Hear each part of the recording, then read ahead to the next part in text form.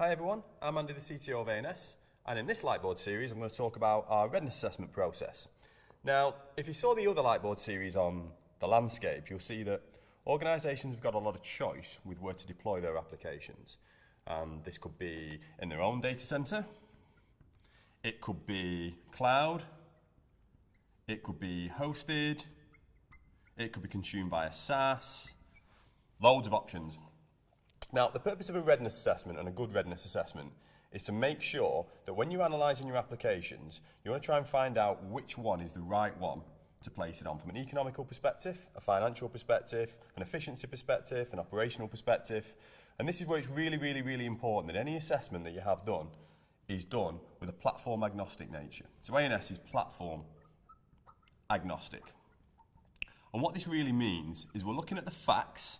We're looking at the facts of the application to work out where the right place it should be and not making any predetermined decisions about that while we're going to the assessment. So we're platform agnostic. The next thing is actually we do a lot of work understanding the application characteristics. We're using TOGAF certified architects in enterprise architecture, so all our guys that are doing this piece of work for you will be TOGAF certified. And really, just to sort of show some of the value proposition of what we do, I think that's a really good fundamental basis for performing an enterprise architecture piece of work. Now, how do we do it? Which is the most important bit. We'll do it in 3 phases. So the first phase is the discovery phase. Now, in the discovery phase, there's a few things that we need to do. So the first thing, and it's pretty obvious to be honest with you, is we need to do an infrastructure assessment. And the reason why an infrastructure assessment is important is because we need to align the infrastructure to the application. Because if the assessment moving through the process actually tells us that the best place for that application is in public cloud, we need to know how much it's going to cost. Not only to move it, but how much it's going to cost to run. Because at that point, you might be changing from a CapEx to an OpEx model. So we need to get a good idea, and we need a good way of basically getting the application tied to the infrastructure so we can do capacity and performance. So the first thing we do is an infrastructure assessment. Now we do this with the use of a probe. And the probe is really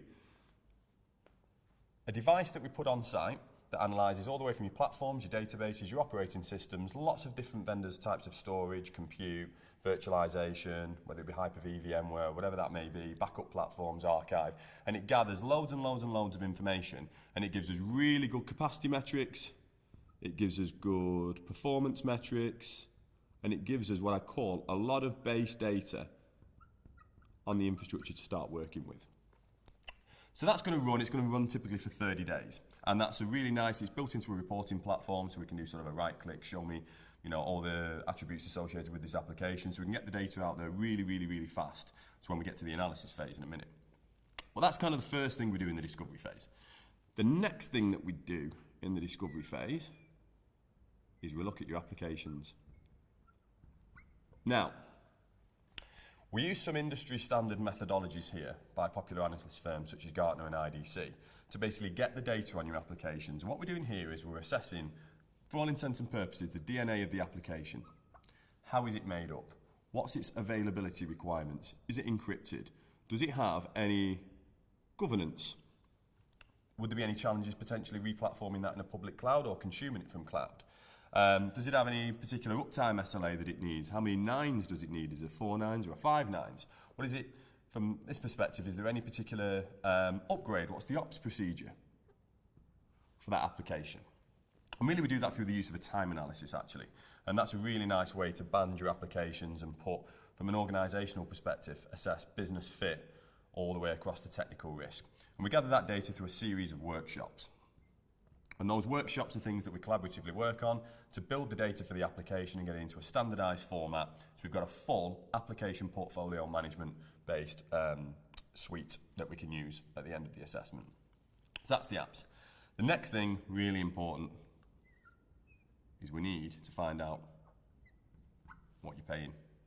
Now here we're going to take things like software costs, we're going to take hardware costs, we're going to take licensing costs, for example, if there's anything particular there.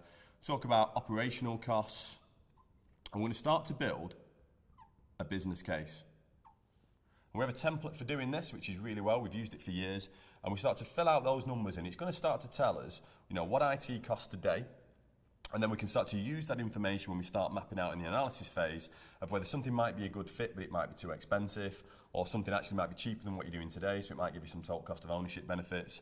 But this particular piece of work here, this will take about 4 to 8 weeks in our experience. Maybe a little bit longer for larger estates, a little bit shorter, depends on the access to information. But you want to be budgeting 4 to 8 weeks for that discovery piece of work. And that's going to give us the as is. That's going to give us the state of the nation as it is now. Now, the next phase, which is really key, is the analysis phase. Now, the analysis phase is basically,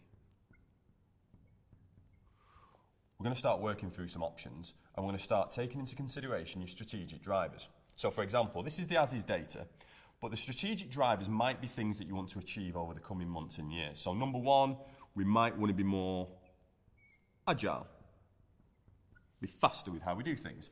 So that might be to do with speeding up development, it might be changing development methodology, moving from a traditional ITIL into a DevOps, much more continuous, it might be reducing cost, it might be looking at digital and how you adopt digital in the enterprise.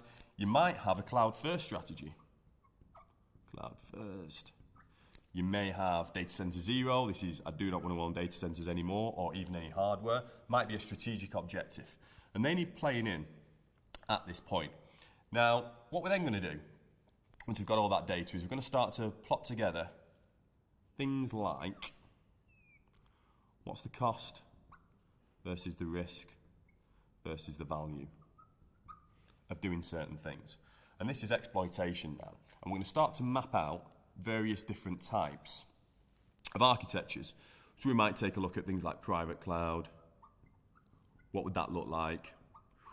We might say these applications here would be a really good fit for public clouds. We might start to look at the hyperscalers. We may look at hosting. And then round all that off with what does the network and the connectivity need to look like. And that's the next phase. Now, that typically takes about 2 to 4 weeks. Again, it can change, but in reality it depends on the size of environment, but usually you will budget 2 to 4 weeks for that piece of work.